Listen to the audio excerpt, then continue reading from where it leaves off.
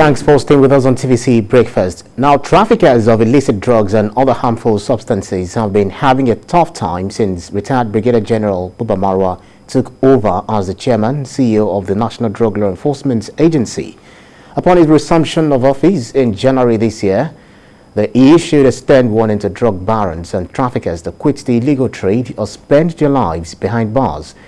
The arrest of former Deputy Commissioner of Police Abba Kyari, as well as several major drug busts that have been made under him, is proof that with the right man at the helm, the NDLEA can live up to its billing of ridding the country of illicit drugs and bringing traffickers to justice.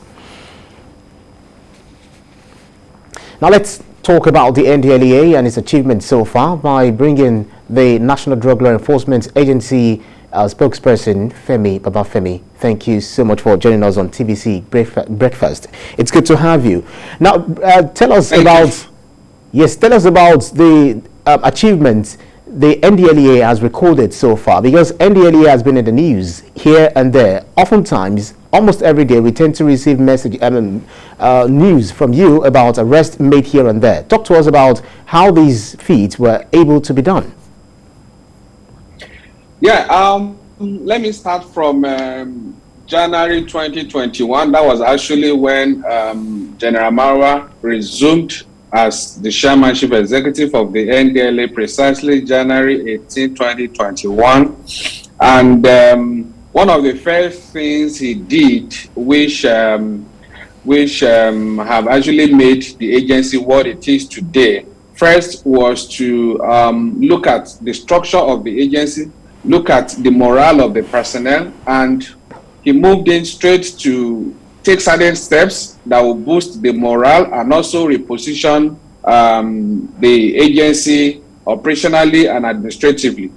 Now, he did set up a committee to look at the welfare of officers, look at the issues concerning their ranks, and ultimately, to cut things short, that exercise led to the promotion of over 70% of the workforce of the agency. That was a great morale booster. Then two, he also got the support of President Muhammadu Buhari, who himself has been very, very committed to the war against drug in Nigeria by virtue of the kind of support, encouragement he's been giving to the agency. And one of the things he got from the president was the intervention to offset a number of allowances, especially burial entitlements of officers and men. I mean, for the families of officers and men that lost their lives in line of duty. I mean, the last of such was paid in 2014, and that last year, all of that were paid to 188 families of officers that had died in the line of duty.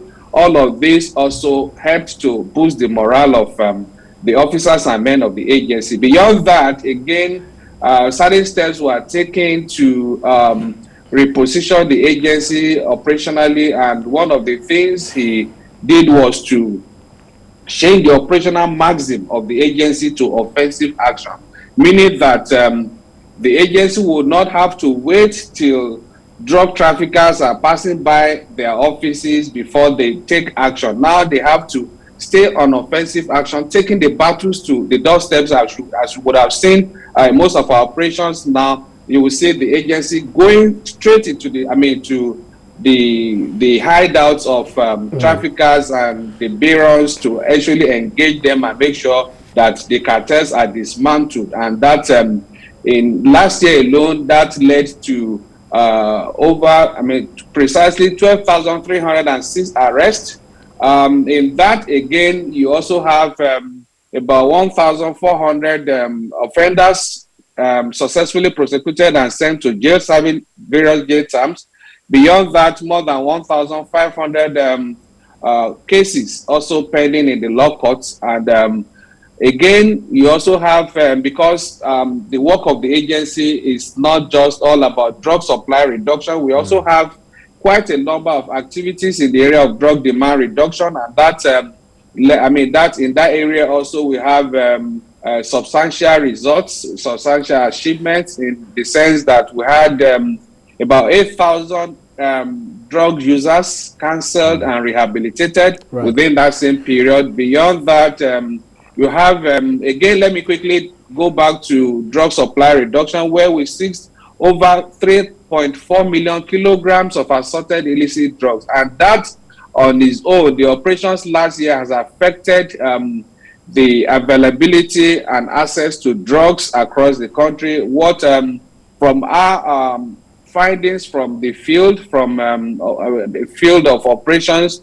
these days, what we discovered is because the access to these drugs had been dramatically affected through, as a result of the huge seizures, as well as the number of arrests. Now the prices of some of these drugs have really gone, have really hit the rooftop, and that on its own is a great achievement, meaning that the number of people that have access to. Yes, please. Right. Sorry to button, but then, you know, a lot of people will be wondering, you guys are not witch. You don't deploy witchcraft in order to sniff out some of these people who are carrying drugs here and there, you know, from one country to another. Tell us about the technology. Do you have the latest, sophisticated, state-of-the-art technology to be able to, you know, discover or be able to nab those who are trafficking in drugs? Is it the latest technology, or is it based on intelligence that you're able to discover all of this and, you know, nab them?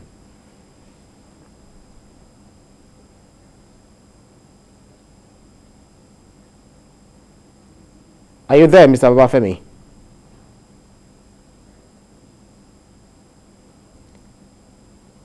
All right, we seem to be having a bit of technical glitch with him from his own end there. I've been speaking with the spokesman, National Drug Law Enforcement Agency, Femi Babafemi. He actually told us about what the current leadership of the Brigadier General. All right, I got the message that he's back. Mr. Babafemi, I'm not sure whether you had the last question I asked you. I want to know. Okay, please, can you come again?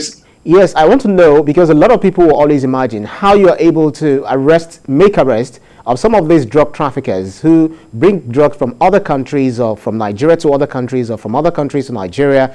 It's not that you deploy witchcraft to be able to, you know, to find out that some people are actually carrying drugs.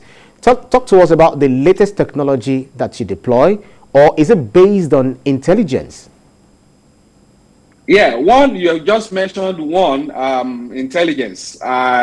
I'll tell you one significant paradigm shift in the operations of the agency since General Mara came on board last year was the use of intelligence that the agency has relied on seriously. And beyond that, again, we also have technology, the use of technology that has really helped us.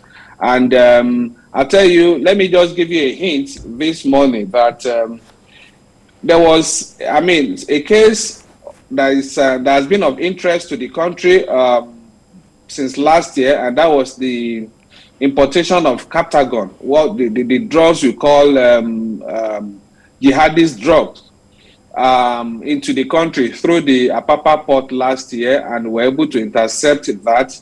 And one of the suspects, a key suspect in that case that we have been on his trail, I'll tell you, at the point when the fellow got tired of running, he had to submit himself after how many months. That is what technology can do. You know, when you keep tracking and following up. I just cited that as an example of how significant and how useful technology can be in the kind of work we're doing. Beyond technology, again, we also have the impact of sniffer dogs has been very felt effectively across all our operations at the seaports, at the airports and land borders. That is also very significant. Again, beyond all of these three that I've identified, there is also the support from our foreign partners. Again, that is also connected to intelligence, because you see, when you share intelligence with, when your foreign partners share it, believe in you, trust your capability, and they feel comfortable to share intelligence with you, and that has really worked seriously in support of the agency. For instance, the Catagon thing that I spoke about, that was basically based on intelligence sharing by our foreign partners. That particular shipment was followed all the way from the Middle East, even when the shipment was transloaded somewhere up Africa here. Everything was monitored up to the time it got to our own port here. So that is very significant, right, working with foreign partners. Yeah. Yeah, recently we saw in the news, and we've also got some information from the NDLEA about the arrest that was actually, carried out on the Lagos Island to arrest a drug peddler. But then your officials, your men were met with some form of resistance, which led to shootouts. And we've got information that about 5 people lost their life. Talk to us about this particular arrest, and how far have you gone? About some of this. How far have we gone in prosecuting some of these people? Now, this I keep hearing these figures that 5 people, 10 people were killed, and up till now we've not been able to establish only one single person killed. There have been several videos of that particular operation in the public space there, and there has not been anyone where an individual was identified as killed. So I don't know why we in the media keep, promoting or hammering on this death, on this casualty of a thing. That's why you're here. That's why you're here, so that you can set the record straight. Yeah, I'm saying it because I've said it on a number of platforms, including on TVC. I think a few days ago, I did say it that we've not, for as far as we know, there is nobody that was killed in that incident. Because what we did simply was, now, anybody who is familiar with Lagos Island, you will appreciate the fact that Pate area, it's a place notorious for drug distribution and peddling. And we have quite 2 major hubs like that in Lagos. That is Akala area of Mushi and Pate area of Lagos Island. That is where largely most of the drugs that go across parts of the across the state, and even outside the state, across the country, that is where they are distributed, because they are major hubs. And even some suspects that we have arrested at the airport did show that they got their supply from those 2 major hubs. And so as a responsible agency working with the Lagos state government, because we also have to put it on record that the Lagos state government have been very supportive in the fight against illicit drugs in the state, because with 33% prevalence rate, no government, no serious government will allow that to be. And so the state government has been working with us. And now, a step forward, we did get information that some of the people behind running the cartels in that place, precisely we got information that 3 of them had stock in their warehouses, and they were also available around the area. And so we quickly moved in after surveillance and all the necessary operational procedures that we needed to take. Right. After all of that had been taken, we moved in, and we got the first kingpin, that is Alhaja Sherifat Lawa, and we also got substantial quantity of drugs from her warehouse, along with some of her accomplices, I think about 6 of them. Mm-hmm.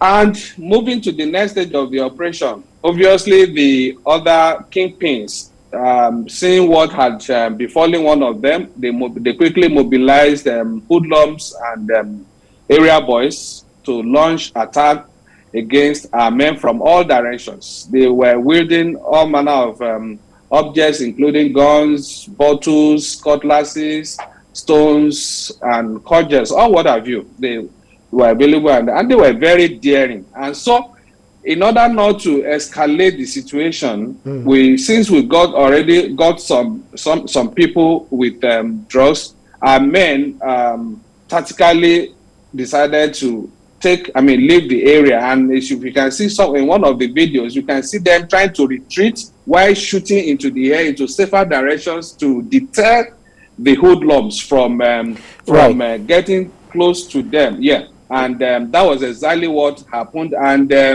as I speak with you, I know those already in our custody, they are facing interrogation, and in due time, definitely the matter will be in court. All right. So some of these people and some others that you arrested, including some artists that are in your custody, you paraded them recently as against the provisions of the Constitution, 36 subsection 5. You know, some human rights groups actually were dissatisfied with your agencies for parading some of these people, and then with the fact that DCP Abakari, who is also in your custody, was not among those who were paraded. Is it a sacred cow? Now, let me start with the issue of parading. I'm not sure you got that right. We did not parade anybody. It's a different thing when we issue a statement and show evidence, because Nigeria is not a place you just say ABC happened. Imagine what happened on Saturday if we had not shown evidence of arrests and seizures made. A lot of people were going, even people in other countries, far away outside the country, they were going with fake news that, oh, NDLEA had gone to the island to go and kill drug users, not even traffickers and what have you. And so at that point, we had to quickly respond to dispel their falsehood by showing the seizures that were made at the place of the operation, as well as some of the suspects with the drug seizures. And that was exactly what happened in that case. There was no incident of anybody being brought before the press, parading them before the media. Nothing like that happened. Now, coming to Abakari case, I don't think there are two different situations in this case. In one case, you had people arrested with drugs, and we have a responsibility to show, because Nigerians believe in pictures, in short videos, that they can see that indeed these people are not lying about their claims. I'm sure you are familiar with that. If you say to Nigerians that you arrest ABC or you seize ABC and they don't have the pictures of what you claim to seize, they will doubt you. They will actually come for you. And so that's why most times we do show some of these drug exhibits, as well as just pictures of, pictures taken in the course of the operation. Now, in the case of Abakari,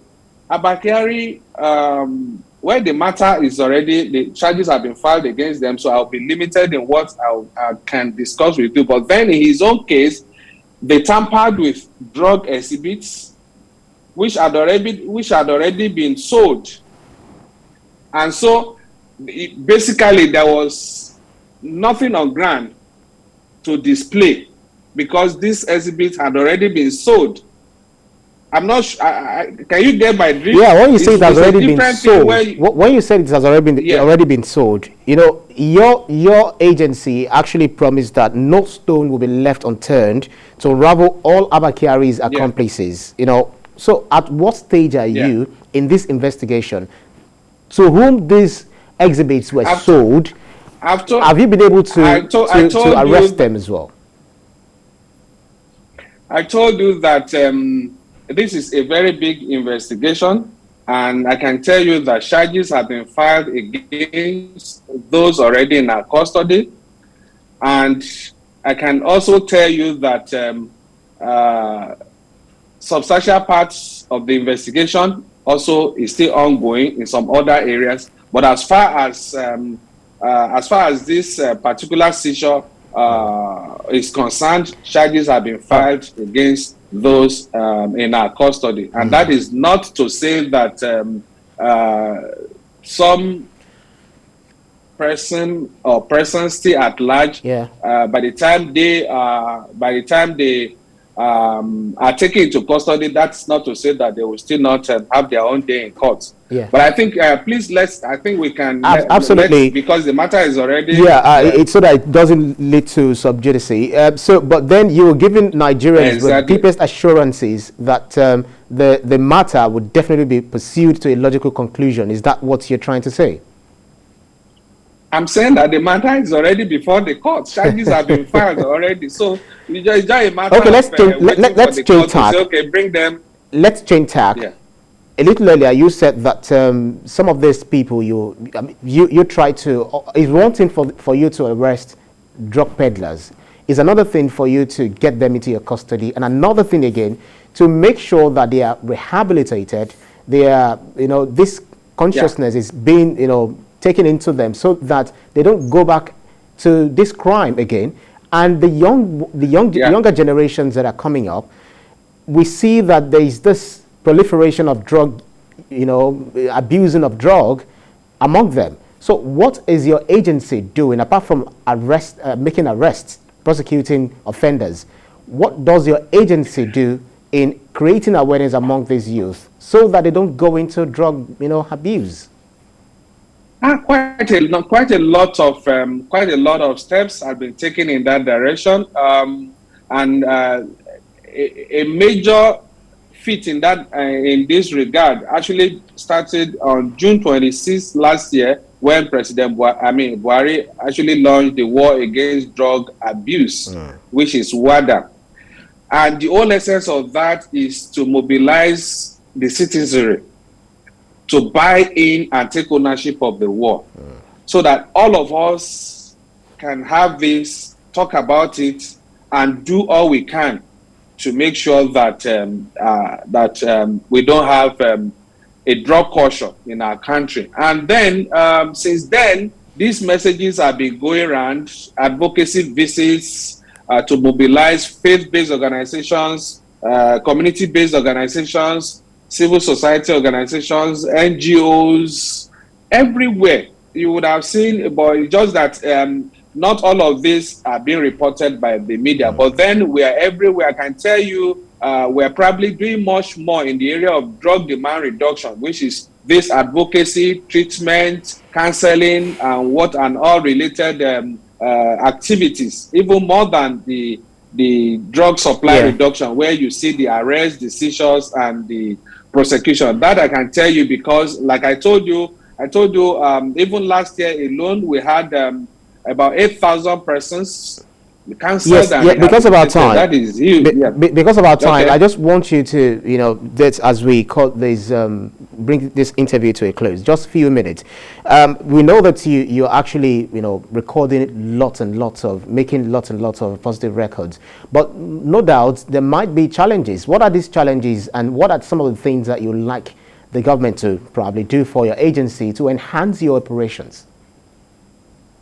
Well, basically, we cannot say, the NDLEA as of today cannot say it's not grateful to the powers that be, at the executive level, at the legislative level, the National Assembly. They've all been supportive, but then it can never be enough. So we need to do more because of the enormity of the problem we're facing, we are tackling. And so when it comes to logistics, we're always asking for more, and that is why we always appeal to state governors to key into this area so as to support the operations of the agency in their various states, because it's all about the safety and the law and order in our various states, in our various communities. So all of us is something all of us need to do, and beyond that, the agency has been. Principally, we need the people themselves, Nigerians, to come on board and take ownership of this work. That way, everybody will know that, okay, like it's something that is in national consciousness, but then we need this to trickle down to the communities, so that our community leaders, our traditional rulers that we have been appealing to, they can set up WADA committees at various levels to support the work of the agency. All right, thank you very, very kindly. The spokesman, National Drug Law Enforcement Agency.